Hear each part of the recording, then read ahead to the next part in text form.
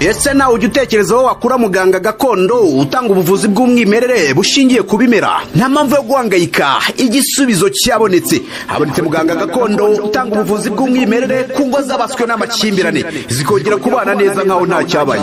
Ku bagore n'abakobwa bajya mu mihango iva ntikame, namwe mwashyizwe igorora. Akarusho kandi kubabaswe n'ibiyobyabwenge bifuza kubireka, muganga gakondo abafasha gutandukana n'ibyo binyagwa, ubuzima bwanyu bukongera kugenda neza. Si ibyo gusa, kuko muganga gakondo avura amarozi y'ubwoko bwose, ibitegano, ibigaburano, ibihuhirano, nyabingi ndetse n'ibindi. Ibyo byose akabivura yifashishije ibimera. Ku ndwara nk'umwijima, amibe, rubagimpande, igifu, impyiko ndetse n'izindi, twabazaniye umuti ubafasha gutandukana n'izi ndwara. Kuba ari imahanga namwe nta mpamvu yo kwibaza uko imiti iraza kubageraho, kuko dukora na DHL tukabagezaho imiti aho waba uri hose. Ku bindi bisobanuro vugana na muganga gakondo cyangwa se umwandikire kuri nimero ya telefone ikurikira: 0788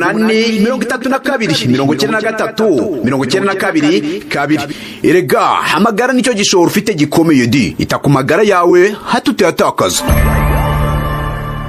Umugoroba mwiza nshuti bakunzi ba Rwanda Online, aho muherereye hose mu bice bigiye bitandukanye bigize igihugu cy'u Rwanda, abari mu nkengero zacyo ndetse n'abari ku migabane igiye itandukanye, aho muherereye hose mumve ko tubifurije gukomeza kugubwa neza, gukomeza kugira umugoroba mwiza ndetse no gukomeza kugenda mugira weekend nziza. Turi ku masaha y'umugoroba, ni umugoroba wo kuwa gatanu tariki 14 z'ukwezi kwa 2025, kuko rero mumenyereye muri ano masaha tuza kubagezaho amakuru abakomeje kugenda acara hano muri kano karere duherereyemo, aho tunyarukira mu bice byinshi bigiye bitandukanye tukareba byinshi biba bikomeje kugenda bihavugwa. Amakuru yacu rero ntago ari buze gusigana n'amakuru akomeje kugenda yumvikana ku butaka bwa Repubulika ya Demokarasi ya Kongo. Dore ko rero igisirikare cya M23 kimaze gukubita ahababaza ingabo za Perezida Félix Antoine Tshisekedi ikirombo, harimo n'ingabo za Evariste Ndayishimiye. Nta kindi gikomeje kugenda kivugwa muri kano karere duherereyemo atari ifatwa rya Kavumu. Mu makuru rero yacu iyo mu kanya katambutse twagerageje kubagezaho uburyo ifatwa rya Kavumu aro twagerageje kurica hejuru, ariko ubu ngubu noneho tuje kuyagezaho byimbitse operasiyo yose uko yakabaye, operasiyo yabaye yo gufata kano gace ka Kavumu. Ntabwo ari hano gusa, dore ko rero izi ntare za Sarambwe nyuma y'ifatwa rya Kavumu baje kongera gukora akantu gakomeye cyane. Akantu rero kaje gukorwa ni ugutabara abaturage bari bakomeje kugenda basahurwa, abandi bakomeje kugenda baraswa na Wazalendo, imugero Wazalendo ndetse na FDLR zahungaga kano gace. Ibi byabereye mu gace ka Kalonje, aka gace rero kakaba kabarizwa munsi ya Kavumu, aho rero igisirikare cya FARDC ndetse n'ingabo z'u Burundi, tutibagiye ingabo za Wazalendo ndetse na FDLR banyuze rero bari gutoroka. Mugero bari bamaze gusumba n'iki gisirikare cya M23. Iyo operasiyo yose uko rero yakabaye, yaba ari operasiyo yakorewe muri kano gace ka Karonje, yaba ari operasiyo yakozwe n'igisirikare cya M23 mu kwigarura ino Kavumu, ibi byose rero turaje tubikuvire imuzi n'imuzingo. Turarebera hamwe ingabo z'u Burundi zamaze gufata umwanzuro wo kwisubirira ku butaka bwazo, aho rero guhunga zerekeza mu mujyi wa Bukavu byije no gutuma n'ubundi habaho no gukozanya hagati y'ingabo z'u Burundi ndetse n'ingabo za FARDC, aho rero bari bamaze gukubitirwa hano za Kavumu. Ibi byose rero turaje tubikuvire imuzi n'imuzingo. Amakuru yacu rero turayakomereza muri Afrika y'Epfo, aho rero igisirikare cya Afrika y'Epfo cyamaze kubuza abasesenguzi kunenga ndetse muri ibi bihe bikomeye cyane by'agahinda ko gutakaza abasirikare baguye ku butaka bwa Repubulika ya Demokarasi ya Kongo. Abanyamakuru benshi bagiye batandukanye ndetse n'abanyepolitike, harimo rero n'abatavuga rumwe n'ubutegetsi, rero bakomeje kugenda bagaya kino cyemezo cyatangajwe n'umugaba mukuru w'ingabo z'iki gihugu witwa General Rudizani Mapongwa, ndetse uyu niwe wamaze gutangaza yuko ni rero ngo abasesengura ndetse n'abakomeze kugenda botsa igitutu zino ngabo ndetse n'ubuyobozi bwa Perezida Cyril Ramaphosa bamusaba ibisobanuro. Ati rero muwe muretse tubanze nibura tuve muri kano gahinda ko gushyingura zino ngabo zacu, zino ntwari zacu, ibindi rero bisubizo tuzabibasubiza nyuma. Ibingi rero ngo birasa nkaho ari ugucubya umwuka mubi wari ukomeje kugenda uzamuka, yabari mu baturage ndetse no mu miryango yabuza babo n'abanyepolitike bagiye batandukanye bari bakomeje kugenda robotsa igitutu zino nzego zigiye zitandukanye kugira ngo babahereze ibisobanuro, niba ngombwa rero zino ngabo zivanwe no ku butaka bwa Repubulika ya Demokarasi Demokarasi ya Kongo.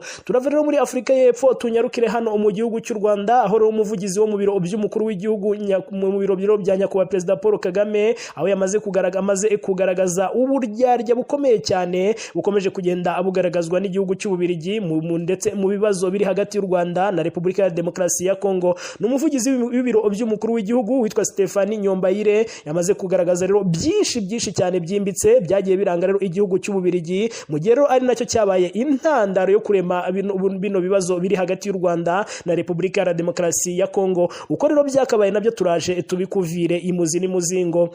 Amakuru yacu turayakomereza n'ubundi hano mu gihugu cy'u Rwanda, aho rero umuhungu wa Ingabire Victoire ndetse rero yaherukaga nyuma y'imyaka 15 yamaze gusesekara hano mu gihugu cy'u Rwanda aje gusuhuza umubyeyi we. Uno muhungu rero ntago yaje ari na wenyine, yaje ari kumwe n'umukazana wa Ingabire Victoire n'umwana wabo ubwo n'umwuzukuru, aho rero yaje anaherekejwe na sebukwe w'umuzungu. Nibyakomeje kugenda rero bitangazwa ndetse byanashimishije Ingabire Victoire umaze rero igihe hano mu gihugu cy'u Rwanda, ndetse rero harimo byinshiro muri buze kumenya kuri uno muryango wa Ingabire Victoire, ndetse byinshiro byagiye biranga uno muryango ndetse n'amateka rero yagiye amuranga, dore ko we yita umunyepolitike ariko rero ndetse ishyaka rye rikaba ritari ryemerwa hano mu gihugu cy'u Rwanda. Nabyo rero uko byakabaye turaje tubikuvire imuzi n'imuzingo. Amakuru yacu turayasoreza aho rero i Roma kwa Papa Francis, aho rero yamaze kujyanwa mu bitaro igitaraganya, nta kindi rero akomeje kugenda rero arwaye uno Papa Francis, ngo nuko rero ni imyanya y'ubuhumekero, aho rero bikomeje kugenda bitangazwa yuko uyu Papa Francis arembye ameze nabi. Abakunzi ba Rwanda Online, amakuru tubazaniye muri ano masaha yo ni menshi cyane, yabara tubabwiye mu ngingo z'amakuru ndetse nayo tutababwiye. Icyo usabwa nta kindi nuko dutiza umwanya wawe maze warangiza ugaca kayogi, natwe rero tukagerageza kukuvira imuzi n'imuzingo ano makuru tukayakugezaho 5 kuri 5. Ikindi birashoboka yuko bwaba ari bwo bwa mbere ugeze hano kuri Rwanda Online, birashoboka yuko n'ubundi usanzwe ubana natwe ariko ukabutarakanda subscribe. Ibyo ngibyo rero ntacyo ubitwaye. Iki nicyo gihe uyu nguyu ni wo mwanya kugira ngo ntuzongere kujya ucikwa n'amakuru tukugeza hano kuri Rwanda Online, cyangwa rero bitume uyumva akiri umwimerere atari yaba umuranzi. Nta yindi abonema bisaba, nta kindi bisaba usibye rero kunyarukira hariya kuri subscribe cyangwa se abone nimba ukoresha ururimi rw'igifaransa, warangiza ugapyondaho umugani w'abarundi cyangwa ukongera ugakanda no kuri iriya nzogera, kugira ngo igihe cyari cyo cyose dushyizeho amakuru ujye uhita wibonera notification, ubone ubutumwa bugufi bugaragaza yuko ari amakuru amaze kugera hano kuri Rwanda Online, bitume rero uyumva akiri umwimerere atari yaba umuranzi. Niba wararangije gukora ibyo byose, wararangije kwinjira mu muryango mugari w'abakunzi ba Rwanda Online, nta kindi burya kiba agisigaye usibye gukanda like, share ndetse na comment, kugira ngo rero ibiganiro byacu bijye bikomeza kugenda abikugeraho 5 kuri 5. Munyemerere twinjire muri no operation, ariko cyane munyemerere twinjire muri kino gikorwa cy'ubumuntu kimaze gukorwa n'izi ntare za Sarambwe. Mu makuru yacu yo mu kanya twabagezagaho ndetse uburyo igisirikare cya M23 kimaze gufata hano ino Kavumu rero yari yabaye Kavumu, yaba ari hano ku butaka bwa Repubulika ya Demokarasi ya Kongo, yaba ari hano mu bihugu rero by'akarere ndetse no ku isi muri rusange. Dore ko ino Kavumu bivuze ibintu bikomeye cyane ku gisirikare cya FARDC kibarizwa muri Kivu y'Amajyepfo, cyane n'abari hano mu mujyi wa Bukavu. Amakuru akomeza kugenda tugeraho rero nuko kino kibuga cy'indege aricyo cyifashishwaga rero n'izi ndege zikomeza kugenda zisheninga ndetse zirasa mu baturage, ari bwo rero M23 yaje gufata umwanzuro wo kujya guhagarika runo rujya n'uruza, yaba ibisasu biremereye ndetse n'ibisasu biraswa n'indege ndetse n'imbunda zigiye zitandukanye zari zikomeje kugenda zisheringa mu bice birimo abaturage ariko bigenzurwa n'iki gisirikare cya M23. Nyuma rero yifatwa rya Kavumu, ndetse rero ikintu cyongeye gutangaza abantu benshi cyane nuko rero intare za Sarambwe zaje kongera gutabazwa mu gace ka Karonji, dore ko zaje kumenya amakuru yuko hari igisirikare cya FDLR ndetse na Wazalendo bakomeje kugenda bahohotera abaturage, aho rero bari bakomeza kugenda abasahura ibyabo kugira ngo babe babikomezanya berekeza za Bukavu, anako bakomeza kugenda ababivugana abakomeje kugenda abaresista. Izi ntare za Sarambwe rero zikomeza kugenda zigaragaza ubwitanye ndetse n'umuhate wo kubohoza abaturage bo ku butaka bwa Repubulika ya Demokarasi ya Kongo, zongeye kuza rero kugaba ibitero muri kano gace ka Karonji, aho rero baje gusanga n'ubundi izino ngabo za Wazalendo ndetse na FDLR bakiri kugenda abasahura imitungo y'abaturage. Igisirikare cya M23 cyahise kibasukaho urufaya rw'amasasu amasasu, ari muri uko kubasuka urufaya rw'amasasu, bamwe rero basiga ubuzima, abandi rero bamenye yuko igisirikare cyaje bafumyemo barirukanka baza gukomeza. Abaturage rero ba hano bagaragaje ibyishimo bikomeye cyane, aho rero bakomeje kugenda bashimira zino ntare za Sarambwe, bagaragaza yuko rero arizo zari zarabuze kugira ngo bongere baryame basinzire. Nubwo bikomeje kugenda bimera gutyo rero, igisirikare cya M23 cyangwa umutwe wa M23 umaze no gutangaza rero ko wafashe bino bice byombi, yaba ari Kavumu ndetse na Karonja, ndetse rero bikaba biherereye mu ntara ya Kivu y'Amajyepfo mu burasirazuba bwa Repubulika ya Demokarasi ya Kongo. Mbere yuko M23 yinjira muri Kavumu ndetse muri uno mujyi rero hagaragaye abasirikare benshi cyane bo mu ihuriro ry'ingabo za FARDC bahunga berekeza mu mujyi wa Bukavu, iri mu birometero nibura 25 uvuye hano za Kavumu. Birumvikana yuko rero uno mujyi wa Bukavu nawo ukomeje kugenda usatirwa n'izi ntare za Sarambwe. Umuturage rero uri muri uno mujyi yumvikanye rero avuga ati barahunze, dore ngabo barahunze. Ubu ngubu M23 igeze hano za Kavumu, M23 ndetse iri kubirukansa, aho rero wagira ngo ntago ari abasirikare ahubwo rero n'abasivile. Hari amashusho yagiye akunda kujya ahagaragara, ndetse rero aho izi ngabo za FDR ndetse na Wazalendo, tutibagiye ingabo za FARDC ndetse n'abarundi bari bamaze kurira imodoka ari batangiye guhunga urugamba, ariko bakomeje kugenda bumva igisirikare cya M23 gikomeje kugenda kirasa bikomeye, imodoka ari barazururuka batangira kwihisha munsi yazo. Abaturage rero si ukubaha urwamenyo, babavugiriza induru ati umusirikare nk'uyu nkawe ukomeje kugenda wihisha, ubwo ngubwo rero ushobora kumara iki igihugu cyawe. Hano Kavumu rero ndetse hari ahantu ingenzi muri Kivu y'Amajyepfo, kuko rero hari ikibuga cy'indege cyifashishwa rero n'ihuriro ry'ingabo za Repubulika ya Demokarasi ya Kongo, ubwo zajyaga rero kugaba ibitero muri eneo zigenzurwa n'iki gisirikare cya M23. Kino kibuga cy'indege kandi ni nacyo rero ingabo zari ziri mu butumwa bw'amahoro bw'umuryango w'abibumbye MONUSCO muri Kivu y'Amajyepfo zakoreshaga mbere yo gutaha rero mu ntangiriro za 2024. Umuvugizi wa M23 mu rwego rwa politiki Lawrence Kanyuka yemeje yuko ino Kavumu ndetse ni Karonje n'iki kibuga cy'indege rero kibarizwa hano za Kavumu byamaze gufatwa, biri mu maboko y'iki gisirikare cya M23. Lawrence Kanyuka yagize ati nkuko rero twabisubiyemo, twasenye rero ikibi aho kituruka. Ikibuga cy'indege cya Kavumu cyatezaga rero ikibazo, ndetse abaturage bo muri bino bice tugenzura ndetse n'ibindi birindiro byacu. Kuva ubu ngubu rero Kavumu ndetse n'ibindi bice biyikikije birimo rero n'iki kibuga cy'indege byamaze gufatwa n'iki gisirikare cya M23, cyangwa rero muri nushake uvuge ko byamaze gufatwa na FC M23. Uno mujyi rero ufashwe nyuma rero yaho guhera mu ijoro ryo ku itariki 16 rishyira 14 Gashyantare 2025 abarwanyi ba M23 n'ubundi bari bafashe centre ya Kabamba ndetse na Katana ziri rero muri territoire ya Kabare. Rero byumvikane yuko igisirikare cya M23 kimaze kugera mu territoire agiye atandukanye, nyuma rero ya territoire ya Karehe cyatangiye no kwinjira muri territoire ya Kabare. Ibintu bikomeje kugenda bitungura benshi, abasirikare ndetse bihuriro rya leta ndetse ya Repubulika ya Demokarasi ya Kongo bafite ubwoba cyane mu gihe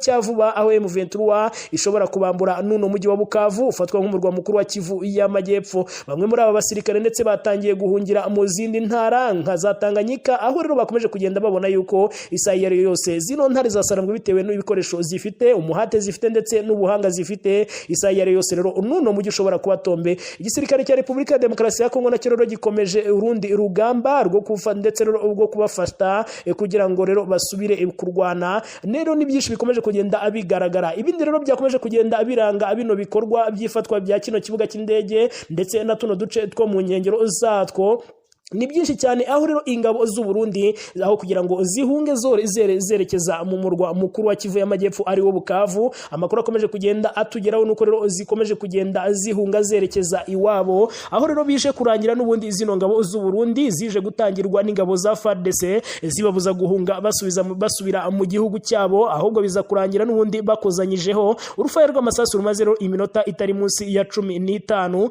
aho rero abasirikare b'u Burundi ndetse n'abasirikare ba FARDC bongeye basiga ubuzima ari benshi. Mu gihe rero abarundi rero ngo bifuzaga kuba bakwiyambukira bakisubira mu gihugu cyabo, ariko FARDC rero ikabifata nkaho ari ukubata ku kiwanja cyangwa rero ari ukubasiga ku rugamba. Ariko rero bababwiraga ati nimugume hano dukomeze kugenda duhangana n'umwanzi, nta mpamvu rero yo kudusiga mwisubirira mu gihugu cyanyu. Ibingi rero byaje kutumvikanwaho ndetse biza kurangira rero bikemujwe n'urufaya rw'amasasu, ariko rero byanaje kurangira rero harabasize ubuzima ari benshi ndetse abandi barakomereka. Ingabo za FARDC FARDC nazo mu guhunga kwazo zakomeje kugenda zigaragaza ubunyamaswa bugiye butandukanye, dore ko zagendaga zirasa abaturage kugira ngo abaturage bahunge bagenda bazikurikira. Noneho muri uko guhunga kw'aba baturage bitume rero igisirikare icya M23 kitabarasaho, cyangwa aho bagiye bari bafashe abaturage bakabagira nk'agakingirizo kabo kugira ngo bataza kuraswa n'iki gisirikare cya M23. Ibi byose rero intare za Sarambwe ziba zabibonye hakiri kare, ndetse zigatangira rero gupanga ama operation agiye atandukanye, byaba ngombwa rero ntizinarase kugira ngo rero zitakomeza kugenda zitagira abaturage babigenderamo.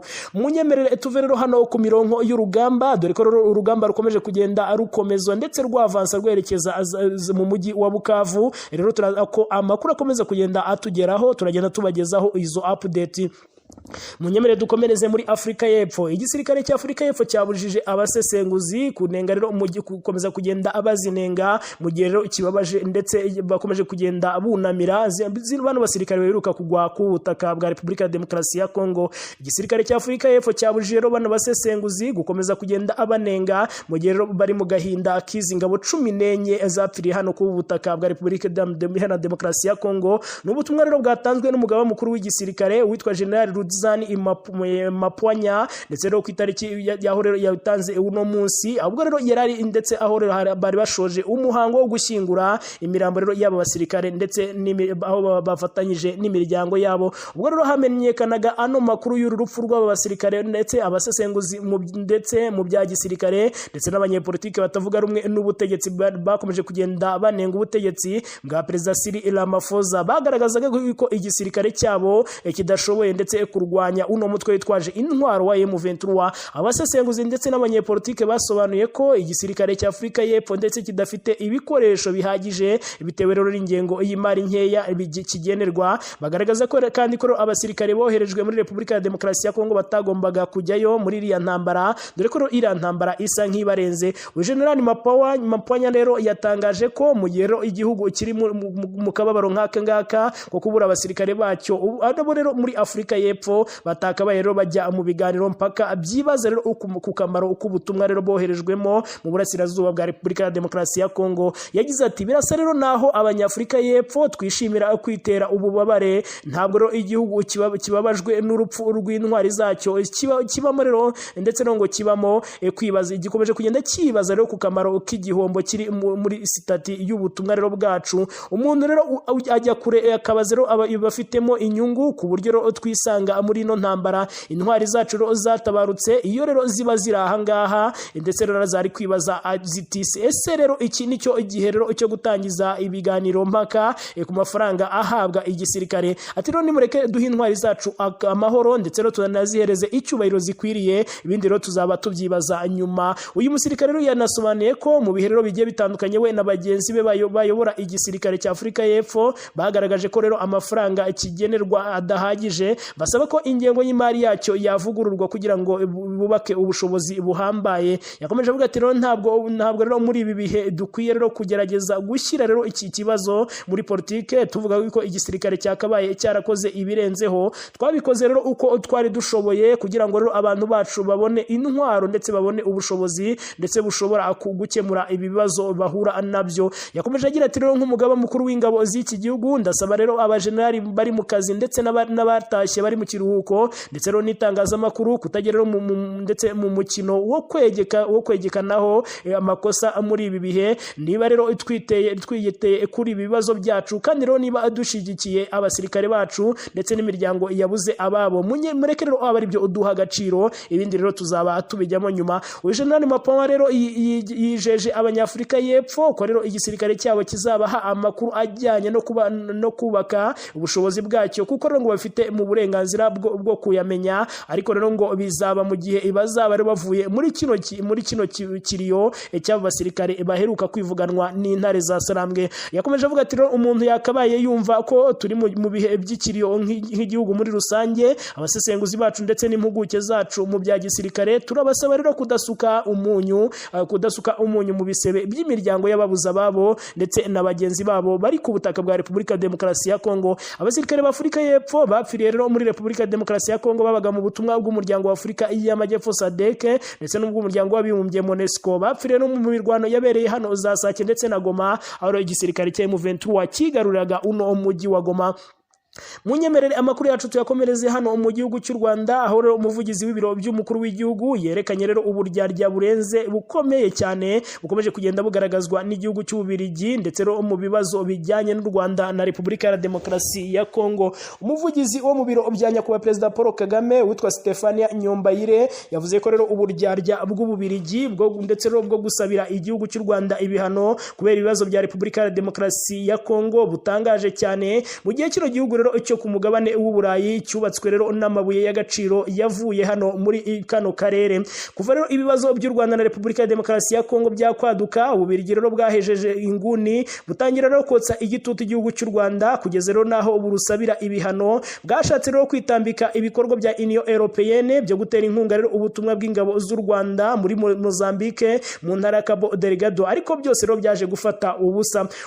Ndetse ubu bwongera gukaza umurego basaba rero kufatirwa ibihano ndetse rushinja igihugu cy'u Rwanda gusahura umutungo kamere wa Repubulika ya Demokarasi ya Kongo. Stephanie Nyombayire rero yanditse ku rukuta rwe rwa X agaruka rero ku buryarya bw'Ububiligi ndetse yifashishije imvugo igikoreshwa n'igihugu cy'Ububiligi iyo rero bavuga uburyo rero basahuye umutungo kamere w'iki gihugu cyo mu burengerazuba bw'u Rwanda aricyo Repubulika ya Demokarasi ya Kongo. Bati ibyo byose rero ntibyatugarukira nka Kongo, ntibyatugarurira Kongo. Iyo rero ni imvugo ngo ikomeza kugenda ikoreshwa muri kiriya gihugu cy'Ububiligi ndetse rero bigaragaza yuko rero bahombye byinshi kuba bararekuye Kongo. Ati rero igihugu gikomeje gushinja u Rwanda ibirego byo gusahura umutungo kamere wakoreshejwe rero mu kubaka Ububiligi bwose. Ubu ni uburyarya rero burenze igipimo. Nyombayire kandi yavuze ko uburyarya rero bw'Ububiligi ndetse burenze imbibi kugeza aho rero kino gihugu kirengagiza uruhare rwacyo mu mateka y'ibi bibazo bya Kongo, ahubwo rero bugahatira kunenga rero ndetse abandi batabigizemo uruhare. Yakomeje avuga ati rero niba hari ukwiriye kwikorera umutwaro wo kunengwa ndetse n'igihugu cyagize uruhare ndetse mu kurema no kubiba inzangano zishingiye rero ku moko, gikomeje rero gukingira ikibaba ndetse no gushyigikira abakoze jenoside yakorewe abatutsi mu 1994 mu gihe agace ka Antwerp Diamond District gakomeje rero gutera imbere gakikijwe rero cyangwa kakijijwe n'amabuye za diama zavuye ku butaka bwa Repubulika ya Demokarasi ya Kongo. Yakomeje avuga yuko rero abafite inyungu muri kino kibazo bakwiriye rero ndetse kubibazwa ndetse bagasobanura ndetse uwungukira mu kudakemura ibibazo mu buryo rero kimwe mu bihugu rero bikize kandi rero binini muri Afurika ndetse kiba rero kigendera ku mabwiriza ya kimwe rero mu bihugu bitoya byo ku mugabane w'Uburayi, yaba ari mu bya diplomasi ndetse no mu bukungu. Uyu rero Antwerp Diamond District agaciro kavuzwe rero na Nyombayire ndetse mu butumwa bwe ndetse rero ngo kari mu rwagati mu mujyi wa Antwerp ndetse rero ngo kubatswe n'amabuye y'agaciro yasahuwe hirya no hino by'umwihariko ku butaka bwa Repubulika ya Demokarasi ya Kongo. Amateka agaragaza ko hagati y'igihumbi 1885 kugeza mu 1960 Ububiligi rero bwasahuye Zaire amabuye y'agaciro atagira ingano arimo diyama, zahabu, umuringa ndetse n'amahembe y'inzovu ndetse n'ibindi byinshi bifite agaciro, byose rero byasahurwaga ku butaka bwa Repubulika ya Demokarasi ya Kongo bijyanwa mu gihugu cy'Ububiligi. Yakomeje avuga ati rero byayifashije rero mu kubaka ibikorwa remezo byinshi cyane mu gihugu cy'Ububiligi birimo n'ingoro y'ubutabera Palais de Justice, imwe rero mu nini ziri ku isi yavuguruwe rero mu gihe cy'ubukoloni bw'Ababiligi. Ingoro y'umwami w'Ububiligi nayo rero yubatswe mu mutungo kamere wa Repubulika ya Demokarasi ya Kongo kuko ku ngoma y'umwami Leopold wa kabiri. Hari kandi rero na Arcade di Cinquante, inyubako rero yubatswe rero mu busabe rero bw'umwami Leopold wa kabiri ndetse mu kwizihiza isabukuru y'imyaka 50 y'Ububiligi. Ati ibyo byose rero Ububiligi bukomeje kugenda abubyirengagiza, ahubwo bugakomeza kugenda bushaka kubigereka ku gihugu cy'u Rwanda mu gihe rero ari rwo rwabaye intandaro yo kurema ano makimbirane na runo rwango rukomeje kugenda rwumvikana muri bino bihugu duherereyemo.